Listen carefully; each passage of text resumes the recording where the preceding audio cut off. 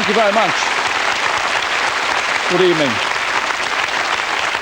Good evening and welcome to a special edition of Strange But True, live from the London Television Centre. Tonight, committed UFO investigators and skeptics will debate one of the great unanswered questions of the 20th century, which is not, do UFOs, unidentified flying objects, exist, because they undoubtedly do. The question is, are some UFOs actually extraterrestrial in origin? You at home will have a chance to vote with your opinion, an opinion that might change as the debate progresses. These are the numbers you can ring. 0891 980 111 if you believe aliens have visited Earth. 0891 980 222 if you believe they haven't. A call won't cost more than 10p and lines are open now and will stay open for the next 90 minutes. Now, it was 50 years ago this week that an American pilot reported the first flying saucer. And since then, there have been thousands more sightings. Most, on investigation, have been found to have a perfectly rational explanation. But in tonight's programme, we'll be looking at some of the most inexplicable sightings. Live by satellite, we'll hear amazing revelations from astronauts. And in the studio, we brought together some key witnesses. Penny Smith is with them now. Thanks, Michael. Amongst the audience tonight are people who've reported sightings of UFOs. The witnesses we'll be calling upon tonight are all professionals. They're pilots, military personnel, people with little to gain and a lot to lose by going public about their experiences. They've all certainly seen UFOs, but were their sightings more significant than that? Well, tonight we'll be giving you the chance to judge for yourself. Michael. Thank you, Penny. Tonight, we're joined by 6 people whose views are clearly divided on the subject of aliens and UFOs. 3 of them are firm believers that extraterrestrials have already visited the Earth. And 3 of them, I think it's fair to say, are not. To argue the case for alien life on Earth, or in the skies immediately above us, please welcome Nick Pope, Timothy Good and Stanton Friedman.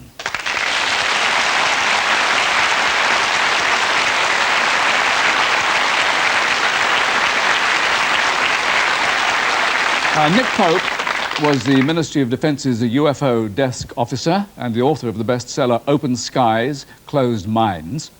Timothy Good is a UFO investigator and author of another bestseller, Beyond Top Secret. And Stanton Friedman is a nuclear physicist and author of Top Secret Magic, an investigation into UFO cover-ups. And on the other side, Dr. Chris French, Dr. David Hughes and Professor Frank Close.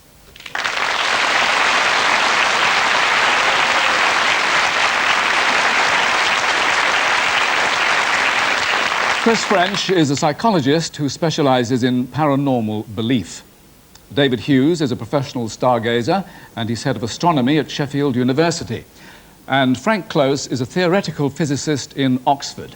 I don't think Frank has a current book to plug, but a lot of people are very excited about his forthcoming paper called From the Electron to the Top Quark, A Century of Particle Physics.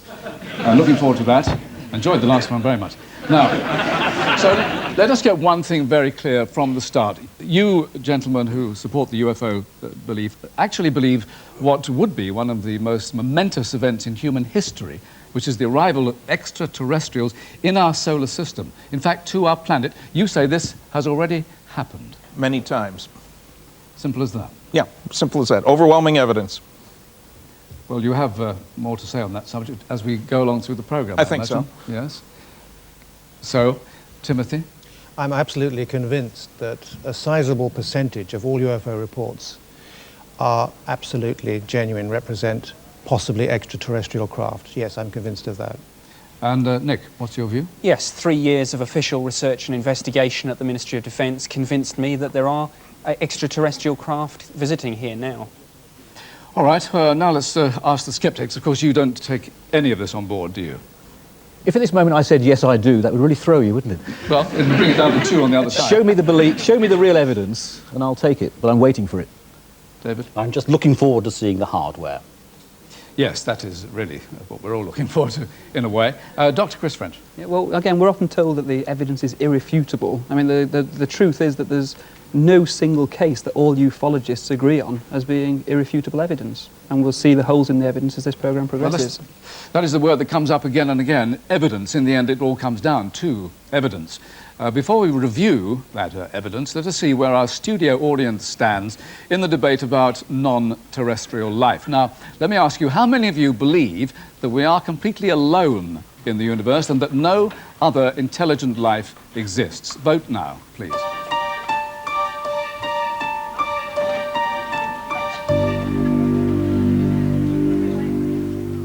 Right, let's see the answer to that vote. Are we alone in the universe?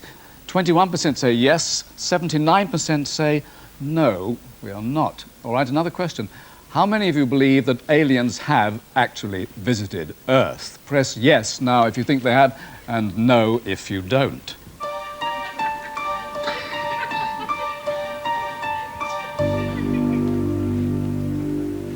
Sort of giggling there because you couldn't actually find the button, I suspect. Right. Have aliens already visited Earth? Yes, 73%. No, 27%. So you are, you're on an uphill job, you skeptics. Surprisingly non-representative audience. It was a surprisingly high vote in that sense, which of course gives you some encouragement, I'm sure. We'll see if those results change here in the studio as we listen to the arguments. You at home can vote on the big question, have aliens visited Earth, by dialing 0891 980 111 if you think yes, and 0891 980 222 if you think no. The lines are open now and calls will cost no more than 10p.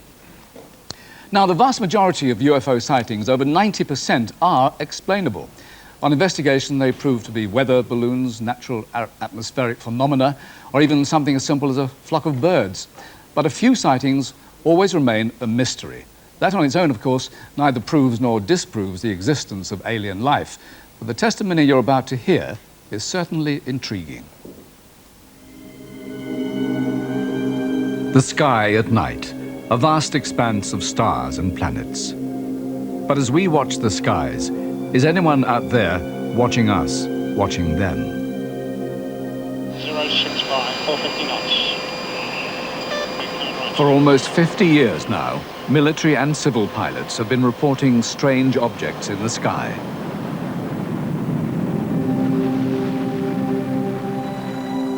The very first UFO sighting from the air happened on the 24th of June, 1947.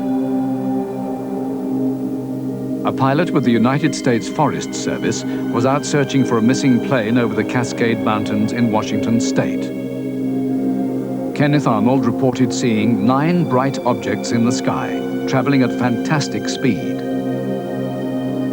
He said they looked like a saucer would if you skipped it across water. Britain too had its flying saucer reports. Winston Churchill wrote a memo about them. What, he wanted to know, did it all amount to?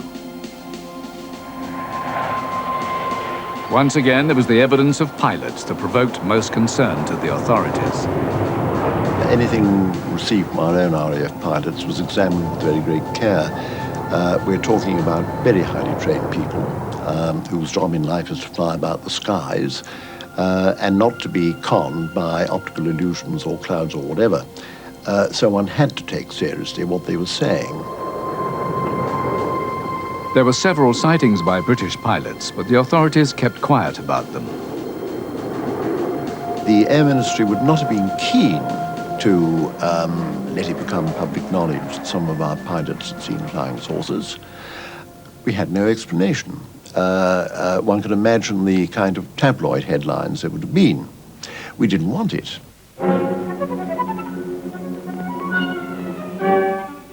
On the day of the eclipse of the sun, some of the crew and passengers of a BOAC Stratocruiser... But while military sightings remained secret, reports from civil pilots escaped censorship. That's what it looked like, very roughly. I think there's no question that it was no illusion and that it was being intelligently handled. In 1954, BOAC Captain James Howard reported a sighting. It was July the 29th, 1954. And we were en route to Goose Bay in Labrador, flying at our assigned altitude of 19,000 feet. It was a lovely summer evening. I was looking down on the left-hand side of the airplane, and I saw through broken cloud something moving alongside us. There were 7 in all objects. There was one large one and 6 smaller ones. The big one also appeared to be changing its shape gradually, and it stayed with us. And the passengers became interested, naturally. And in fact, everybody was agog. We couldn't tell the passengers what it was because we just didn't know. Some were laughing about it and some were saying, oh, it's Martians have landed and silly things like that, but no one knew. Today, more pilots are coming forward with their stories of UFO sightings. Pilots like Graham Shepherd, who saw one in 1967. Now, the senior captain we were flying with at the time, he advised us strongly that we shouldn't report it, we should make no mention of it at all. And at that time, way back in 1967, he said quite clearly to us that it would compromise our careers if we talked about it. But Graham is now prepared to talk openly. We were flying from Scotland back to London, cruising at about 24,000 feet. The Preston radar controller at the time, he advised us that we had fast-moving opposite direction traffic in the airway, heading towards us at our 12 o'clock position, which was straight ahead. Now, of course, we looked out, three-man crew, we looked out, and into view almost immediately came a disc-shaped craft. The sun was shining on it. I was looking down on a disc about 30 feet diameter with a slightly raised center portion, no markings that I can remember, but it was shining in the sunlight. It was certainly metallic. Any high-speed airplane so close to us would have given us a bump. Now, the very curious thing about this very close approach is that it didn't leave a shockwave. The most convincing UFO evidence would involve independent sightings by a number of pilots and confirmation by radar. There is one such case. It's called the Kaikoura incident. Two planes were buzzed by UFOs in separate incidents on the same night. One was flying south over the Kaikoura Peninsula in New Zealand. It was piloted by Captain Vern Powell, with First Officer Ian Peary. There was this large orb. We had no idea what it was just a light hanging in the sky. The effect on me was prickling at the back of my neck. That soon ceased when I realised that we weren't being attacked at all, it was just out there. The object trailed the plane. It was picked up on the radar screen at Wellington Airport. Flaps 20 degrees. They would describe a light that they could see that would be moving north over the hills beyond Blenheim, and we would see coincidentally a target on our radar that was also moving north at the same time, and made us think that perhaps these things were related to each other. We were sure they were an aircraft because they were flying in too tight a pattern, and secondly, no aircraft had been notified to us as being airborne that night. They would had to have had a clearance from me to operate. But the most dramatic moment of the night came as an aircraft flown by Keith Hine was buzzed by an unidentified object. I must confess I was a little apprehensive at that stage as to just what was going on and what its intentions were. And then that began to move back in towards us, and at quite a rapid speed. At one stage it was on an intercept course with us. Miraculously, a collision was avoided. But it's not just aeroplane pilots who make credible witnesses. Another group who are bound to be taken seriously are astronauts, several of whom have spotted things they can't explain. Okay, I'm tracking you guys optically. It's really working good. 12404, and we'd like that. In February 1971, Edgar Mitchell became the sixth man to walk on the moon during his mission with Apollo 14. It's been a long way, but we're here. The idea that we are the sole evolved species in the universe is an absurd notion. Mitchell believes there has been UFO contact, though he's not encountered any himself. But he is impressed with evidence he's been told about by people in US military intelligence. These folks are ready to tell their story. They have been checked out. They were where they said they were. They had the job they said they had. And their story is that much of the ET lore is true. There's a lot of nonsense around it, but much of the core evidence is true. The witnesses I'm talking about range everywhere from control tower and radar tower operators up to officers both in intelligence and the military community whose particular jobs were investigation or management of operations that had to do with investigating UFO and ET. 3, 2, 1, 0. We have ignition. What a liftoff. And liftoff. Roger, ignition. For over 10 years, Gordon Cooper was one of America's top astronauts. He was the last man to orbit the Earth alone as part of the Mercury program in 1963.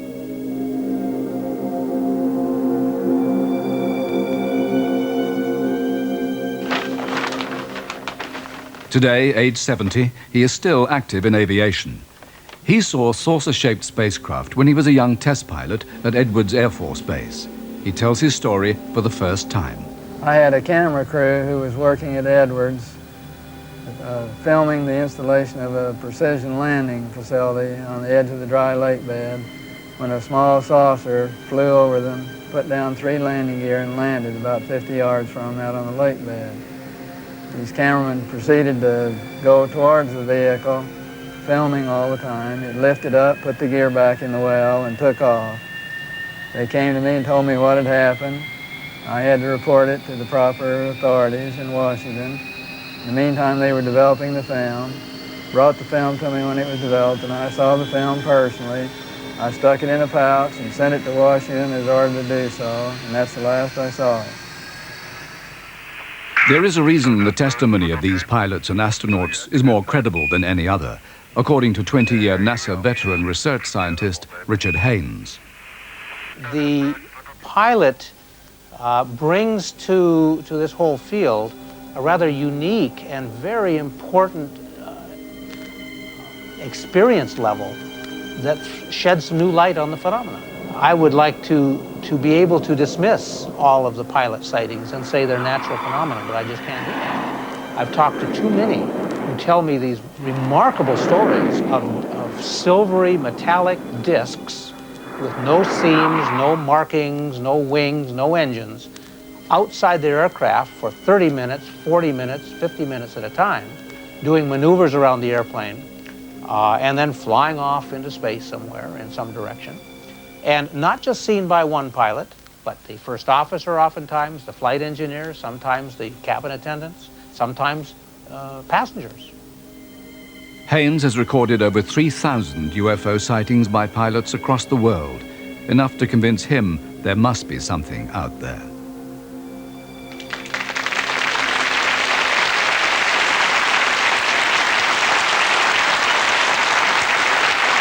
So is it, after all that, is it likely that witnesses such as professional pilots have been fooled by imaginary lights, strange atmospheric phenomena, or other aircraft?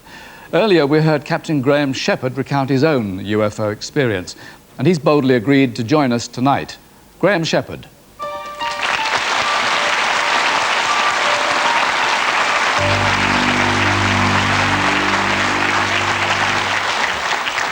Graham, are you still convinced that what you saw wasn't just a trick of the light?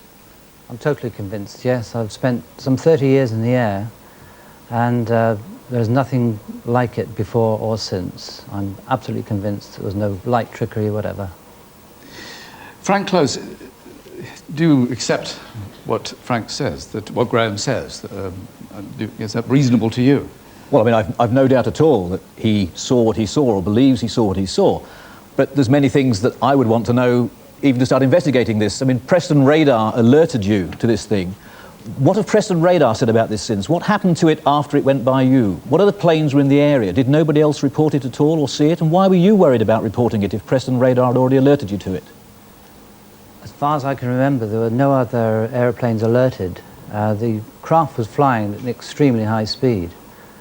Once Preston Radar had alerted us, of course, we looked out to see if it was coming. And it came into sight almost immediately. It was going, I would say, at a speed well over 600 miles an hour, which is the speed of sound, probably around about 1,000 miles an hour. So it would very quickly be seen by any other planes who were on the same flight path with you?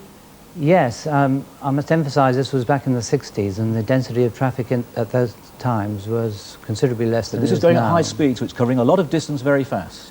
Well, I distinctly remember reporting it to Preston Radar because I was doing the radio at the time. I was sitting in the right-hand seat, And I remember reporting to Preston Radar Controller, we have contact. It's in the 1 o'clock, 2 o'clock, 3 o'clock position, and it was gone.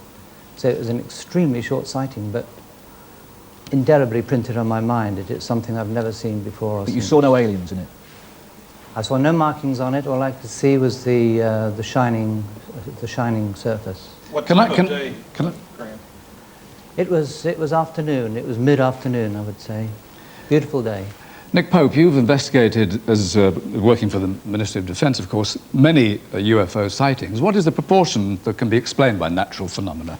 It's about 9 out of 10, something like that. But, you know, Graham's raised an important point, and the Civil Aviation Authority have on their case files an awful lot of near collisions between UFOs and aircraft. And there are some interesting military reports too. 5th of November 1990, some RAF Tornado aircraft were flying across the North Sea. They were casually overtaken by a UFO, and they made a report to the ministry, a structured craft.